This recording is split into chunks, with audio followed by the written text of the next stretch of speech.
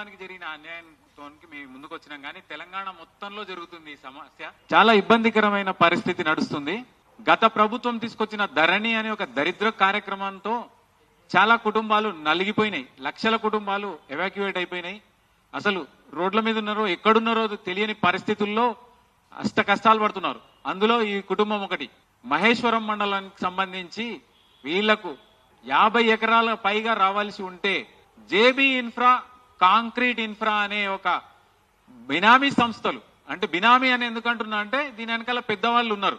పెద్దవాళ్ళ డబ్బులను తిప్పడానికి కొన్ని షెల్ కంపెనీలు, జేబీ ఇన్ఫ్రా కావచ్చు, కాంక్రీట్ ఇన్ఫ్రా కావచ్చు, ఒకవేళ మీరు నిజమైన సంస్థలే అయ్యింటే బాధితులను ఎందుకు టచ్ చేయలేదు ఈ రోజు వరకు? కొంతమంది వారసులతో ముందుకెళ్లి దొంగ డాక్యుమెంట్లు క్రియేట్ చేసి ధరణి అనే ఒక దరిద్రమైన ప్రోగ్రాం తీసుకొచ్చిన పెద్ద మనుషుల ఏదైతే సమస్యలు ఉన్నాయో దాన్ని పెంచిందో దీంట్లో కూడా, అంటే ఆ రోజు వరకు పొజిషన్ లో వీళ్ళు మాత్రమే ఉన్నారు. ఈ రోజు వరకు కూడా కేవలం సిమెంట్ తో తయారు చేసిన ఫెన్సింగ్ ను వేయడంతోనే దాన్ని పొజిషన్ గా చూపిస్తూ ధరణి అనే రికార్డుల్లో పొజిషన్ కాలం లేకపోవడం, పొజిషన్ లో ఎవరున్నారో అనే దాన్ని పీకి వేయడం తర్వాత ధరణి వచ్చిన తర్వాత వీళ్ళు ఏ విధమైన లాభాన్ని కోర్టుకు వెళ్లడానికి కూడా ఇబ్బందికరమైన పరిస్థితులను సృష్టించడం వల్ల వీళ్ళు పోలీస్ సహాయం గాని రెవెన్యూ సహాయం గాని పొందలేకపోవడం జరిగింది. దానికి కేవలం ధరణి అనేది మాత్రమే కారణం. ఆంధ్రప్రదేశ్ ప్రభుత్వం ఏర్పడ్డప్పుడు 1950 తర్వాత పొజిషన్ కాలమే ఇంపార్టెంట్. పొజిషన్ కాలంతోనే సమస్యలు కోర్టు దాకా వెళ్ళినాయి. పొజిషన్ లో ఉన్న వాళ్ళు మాత్రమే దాన్ని అనుభవిస్తూ పలు రకాల కారణాలతో వస్తూ ఉన్నారు. ధరణి రావడం వల్ల, పొజిషన్ కాలం ఎత్తివేయడం వల్ల నిజంగా పొజిషన్ లో ఉన్న వాళ్ళను ఎవాక్యువేట్ చేయడానికి ధరణిని వాడుకోవడం, ఈ జేబీ ఇన్ఫ్రా సంస్థ మరియు కాంక్రీట్ ఇన్ఫ్రా సంస్థ అమాయకులైన ఇన్వెస్టర్లను బలి చేయడానికి ముందరికి వస్తుంది. నా పక్కన కూర్చున్న నరేష్ కావచ్చు, గద్దగుడి నరేష్ కావచ్చు, వాళ్ళ తాతయ్య గారి ఆస్తులు, వాళ్ళ కుటుంబ సభ్యులను ఎవరి కన్సెంట్ లేకుండా ఈ జేబీ ఇన్ఫ్రా సంస్థలు గద్దల్లా వాలి తన్నుకుపోయే ప్రయత్నం చేసి అమాయకులను ఇరికించే ప్రయత్నం చేస్తున్నారు.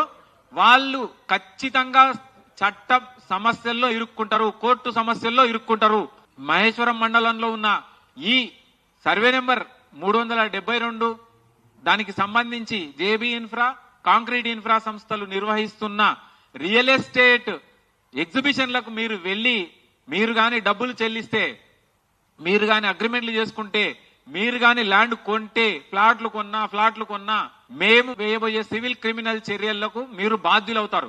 డబ్బులు పోయిందే కాక పాపం కొనుక్కున్నట్టు అవుతుంది. ఫ్లాట్లు మేము వెంచర్ ని ఆరంభించే క్రమంలో కూడా ఈ కేసులకు సంబంధించిన కాగితాలను పుట్నాల్లాగా పాంప్లెంట్ల రూపంలో పంచడం జరిగింది. వచ్చిన వాళ్ళకు చెప్పడం జరిగింది. వీళ్ళు మరో లాంచింగ్ కార్యక్రమం చేస్తున్నారు. ఆ కార్యక్రమాన్ని కూడా మా వాళ్ళు ఖచ్చితంగా అడ్డుకుంటారు.